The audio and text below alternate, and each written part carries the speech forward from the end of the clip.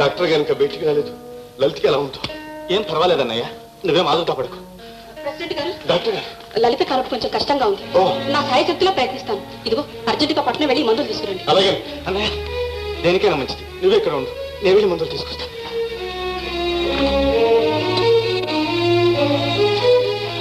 President గారు, సీతమ్మ గారు ప్రశ్నించారు. మగపిల్లవాడు.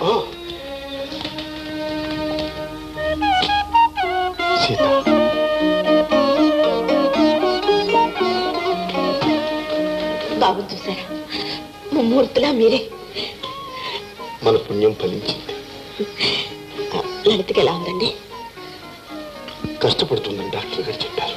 లలితమ్మ గారు ప్రశ్నించారండి, డాక్టర్ గారు పిలుస్తున్నారు. లలిత ప్రశ్నించిందట. ఇప్పుడు పుట్టిన బిడ్డ చనిపోయాడు,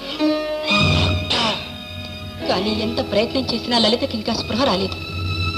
ఆమె పరిస్థితి ఏ విధంగా మారుతుందో నేనేమీ చెప్పలేను.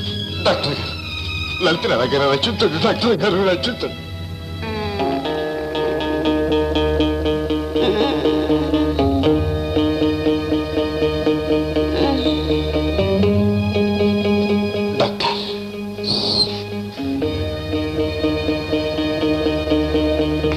ఆమె గుండె చాలా బలహీనంగా ఉంది. స్పృహ వచ్చిన తర్వాత తన బిడ్డ చనిపోయాడని తెలిస్తే ఆ షాక్కి ఆమె తట్టుకోలేదు. ఆమె బ్రతకడం కష్టం.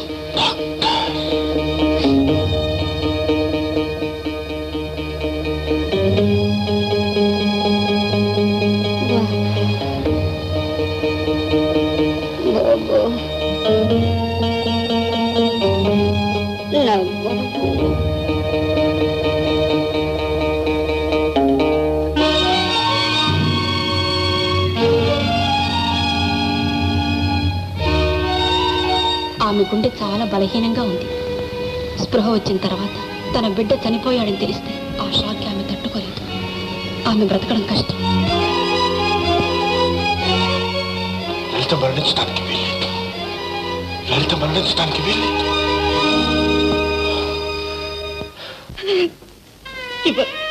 నేనిప్పుడు ఈ బిడ్డ కోసం నేనెంత పరితపించిపోయానో మీకు తెలియదు. అమ్మా అని పిలిపించుకోవాలని ఇన్నేళ్ళు ఆ భగవంతుని పూజించి సంపాదించుకున్నవారు నా సర్వస్వమండి వీడు.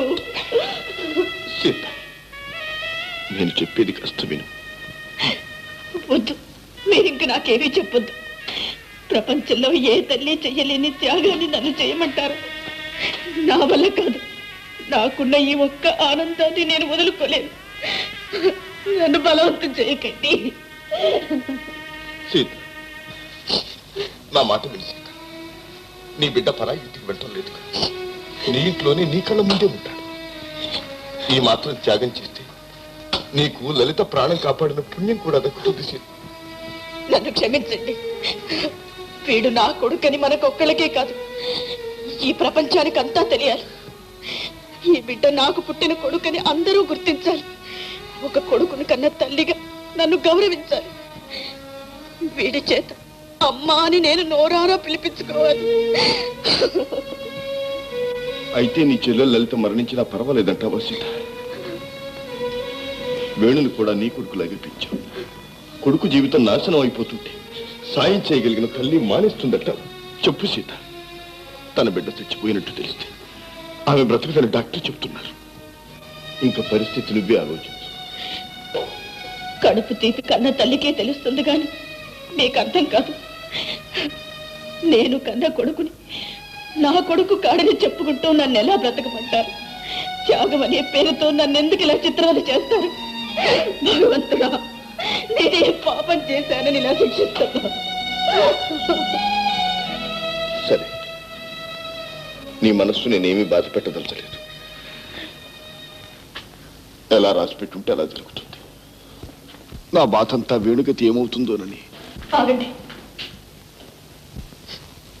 లలితకి ఏదైనా అయితే వేణు భరించలేడు.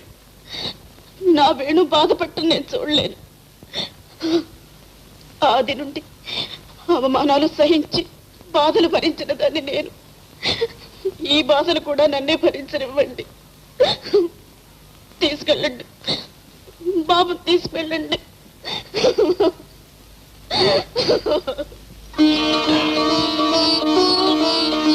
సీత,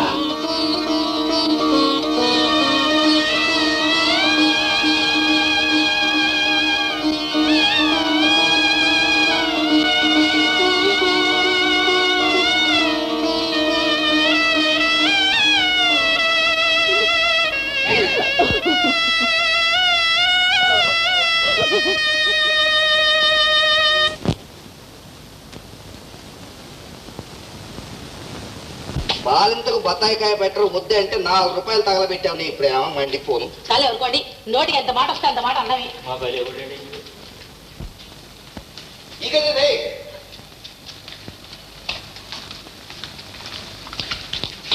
ఏమ్మా ఎంగిలి పడ్డావా? అమ్మమ్మ లేవద్దు, కూర్చో కూర్చో.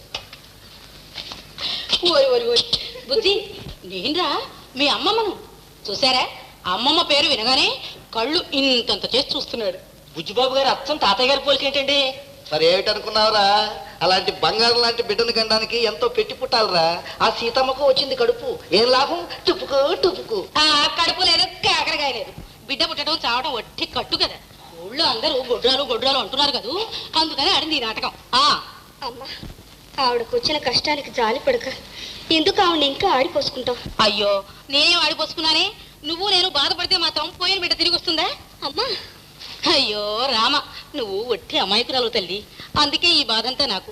చూడమ్మా, ఆ సీతమ్మ వచ్చి అడిగినా సరే అర్థించినా సరే పిల్లవాడిని మాత్రం దాని చేతిలో పెట్టదు. దానివి వట్టి దిష్టి కళ్ళు, దిష్టి తగులుతుంది. సరే సరే, నీకు ఇంట్లో ఏమైనా పనులు ఉంటాయి, త్వరగా వెళ్ళకూడదు. ఆ మాత్రం నాకు తెలియదంటే?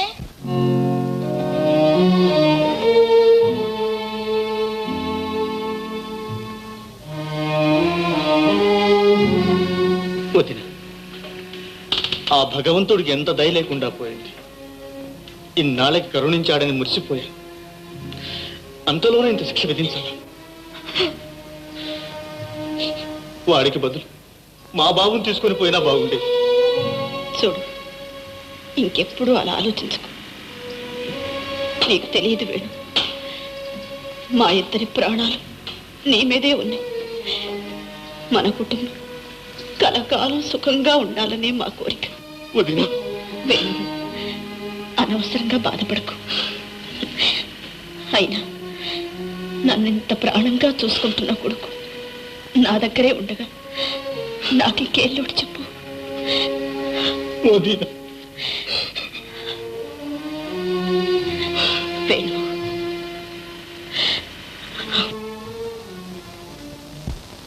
కేశవరావు గారు, నా జీవితంలో నేను ఎప్పుడూ ఇంతటి త్యాగాన్ని చూడలేదు. నిజంగా మీ దంపతులు ఇద్దరు దైవ స్వరూపులే. డాక్టర్ గారు, ఇందులో నా త్యాగం ఏమీ లేదు. నిమిత్త మాత్రం నన్ను నా మాటను గౌరవించింది నా భార్య సీత. ఏ తల్లి చేయలేని మహాత్యాగాన్ని చేసిందామె. అటువంటి ఉత్తమురాలు మీకు భార్య కావడం మీ అదృష్టం. డాక్టర్ గారు, ఒక్క మాట. ఏమిటండి? ఈ బిడ్డ రహస్యం మీకు, నాకు, నా భార్యకు తక్క మరెవ్వరికీ తెలియకూడదు. అలాగే. చాలా సంతోషం. రేపు వెళ్ళి ఇంటికి తీసుకెళ్ళొచ్చా? ఓరే, they are quite all right. Thank you. నమస్కారం. అయ్యా, ఆడపిల్లి వారు తమ సంబంధం అంటే ముచ్చట పడుతున్నారు. లాంఛనాలు అవి ధారాళంగా జరిపిస్తారు. తమరు ఒక్క 10,000 తగ్గించుకోవాలి. ఏమిటయ్యా నువ్వు, ఈ రోజుల్లో కుర్రగాధవి గుణింతాలు వస్తే చాలు 5,000 ఇస్తున్నారు. మీసం కాపింగ్ ఉంటే 10,000. అవేమో బొమ్మల పుష్కొట్టు గొట్టం ప్యాంటు వేశాడంటే దండం పెట్టి 30,000 ఇస్తున్నారు. మావాడికేమయ్యా మహారాజు 50,000 ఎంత చౌకో తెలుసా? అది నీ మొహం చూసి. చుట్టం పంతులు గారు, ఈ పళ్ళు కూడా పలారం చేసేయండి. ఏమన్నా విశ్వరూపం గారు? వైకుంఠ గారు, ఈ సంవత్సరం అమ్మాయికి పెళ్లి చేద్దాం అనుకుంటానండి. శోభం, అమ్మాయి ఎవరైనా ప్రేమించిందా? చిన్నది, దాని మొహం దానికేం తెచ్చింది ప్రేమ. పోనీ ఎవరైనా అబ్బాయి ప్రేమించాడా? ప్రేమకి ఉండి ఉన్నట్టుగా మనం తీసుకుంటావు సన్నాసి. ఇతరపడగా మొహం వాడును, వాడు ప్రేమించినట్టు తిరగడం మొదలెట్టాడు. పాపం, అది కల్తీ లేని ప్రేమేమో కనుక్కోలేకపోయావా? వాడి ముఖం, వాడి ప్రేమ ఏమిటండి? వాడి గోల పళ్ళకే అమ్మాయికి పెళ్లి చేస్తుంటా. అలాగే చేయొచ్చు కైలాసం. కానీ అమ్మాయి పెళ్లి పుట్టినప్పుడే స్థిరపడిపోయింది. అలాగా? ఎవరు అబ్బాయి? చూస్తావుగా, కుర్రాడు నిజంగా వజ్రలా ఉంటాడు. అబ్బబ్బబ్బబ్బా, ఎప్పుడు మీ ఇద్దరికి పెళ్లి గొడవేనా? చూసావా పెళ్లి సంగతి తెలిస్తే అమ్మాయికి ఎంత సిగ్గుపడుతుందో. ఇద్దరి పిల్లలు పుట్టేంత వరకు అంతేరా. ముసలి వేషం వేసుకొచ్చి ఇంత నాటకం ఆడతావా? యమలా, వీడితో చేరి నువ్వు కూడా నన్ను మోసం చేస్తావా? మేజర్ గారు, ఇందులో విమల తప్పే లేదు. ఆమె వద్దంటున్నా ఈ నాటకాన్ని నేనే ప్రోత్సహించాను. మాట్లాడుకు మరి. ఇప్పటికే 1,00,000 వార్నింగ్లు ఇచ్చాను. ఈ వాడితో నీ ఆయుష్ ముడితే రాయిరా. కళ్ళు మరి కళ్ళు తెరు, దేవుని ప్రార్థించు.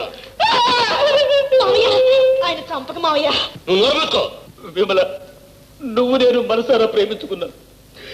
కానీ దురదృష్టం మనల్ని గతికి తెచ్చింది. నువ్వు లేని జీవితం నాకు డల్. మేజర్ గారు, నేను సిద్ధంగా ఉన్నాను, నన్ను కాల్చేయండి. నేను సిద్ధంగానే ఉన్నాను. మావయ్య, ఆయన కాల్చడానికి వీలేదు. ఉండు, నువ్వు వదిలే విమల. నేను కదలను. కావాలంటే ముందు నన్ను చంపు. విమల, ఆయన నాకు అడ్డులే. వజ్రం, నువ్వు లేకుండా నేను మాత్రం బతకగలనా? మావయ్య, ముందు నన్ను చంపు. కాదు, ముందు నన్ను తప్పడు సార్. కాదు, ముందు నన్ను. నన్ను తప్పడు సార్. నన్ను కాదు, నన్ను తప్పడు సార్. కాదు, ముందు నన్ను. తప్పదు సార్. ముందు నన్ను. Please sir. ఇదేదో సీరియస్ కేసులా ఉంది.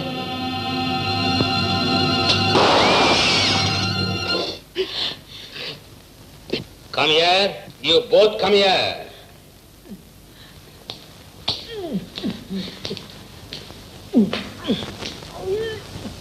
రేపే మీ పెళ్ళి. రేపే? ఏ ఇంకా కొన్నాళ్ళు పరిధిలో తిరిగవనా?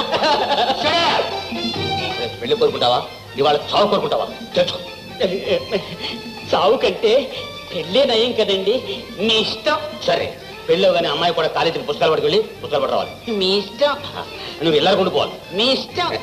నీకు వెనక ముందు ఎవరు లేరుగా? మీ ఇష్టం. ఎవరు లేరండి. Good, very good. మా మావయ్య మంచి మావయ్య. నా బంగారం వెళ్ళించండి. మా మావయ్య బంగారు గోల్డ్ నెంబర్ 1.